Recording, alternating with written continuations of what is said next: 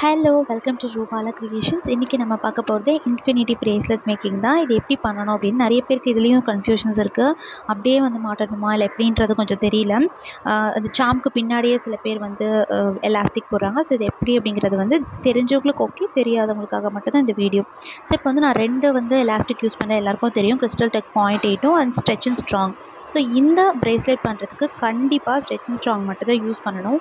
இல்லை உங்களுக்கு வேறு ஏதாவது கம்ஃபர்டபுளாக இருந்ததுன்னா ஓகே, பட் இது வந்து நான் வந்து ஒரு நல்ல சஜஷன் சொல்லுவேன். ஏன்னா இந்த மாதிரி ரெண்டு சைடும் ரிங் இருக்கும் உங்களுக்கு சாமில். ஸோ ஒரு சைட் போட்டிங்கன்னா இந்த மாதிரி டபுள் லேயராக வந்து உங்களுக்கு வந்துடும். இந்த மாதிரி டபுள் லேயராக வந்துடும்.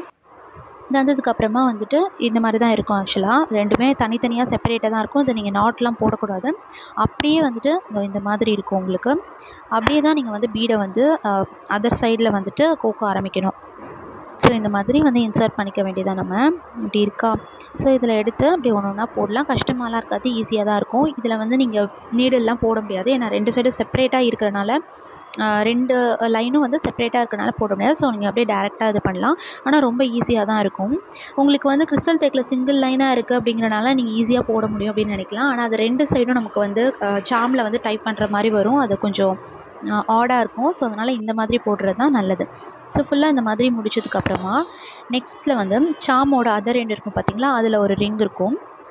அதில் ஒரே ஒரு த்ரெட் மட்டும் ஃபஸ்ட்டு உள்ளே விடணும். ஐ மீன் ஒரே ஒரு எலாஸ்டிக்கோட இதை மட்டும் உள்ளே விட்டுட்டு நீங்கள் எவ்வளோ நாட்ஸ் வேணால் போட்டுக்கலாம். Like 4 not 5 not. இது வந்து 2 நாட் போட்டாலும் நல்லா தான் இருக்கும். பட் 4 5 6 போட்டால் கூட உங்களுக்கு வந்து இந்த கிறிஸ்டல் டெக்கில் வந்து குண்டாக தெரியும்ல, அந்த மாதிரி அசிங்கமாக தெரியாது. பிகாஸ் இதில் வந்து நம்ம வந்து ஹைட் பண்ண முடியாது. அதனால் நான் இந்த டெக்னிக் வந்து சொல்கிறேன்.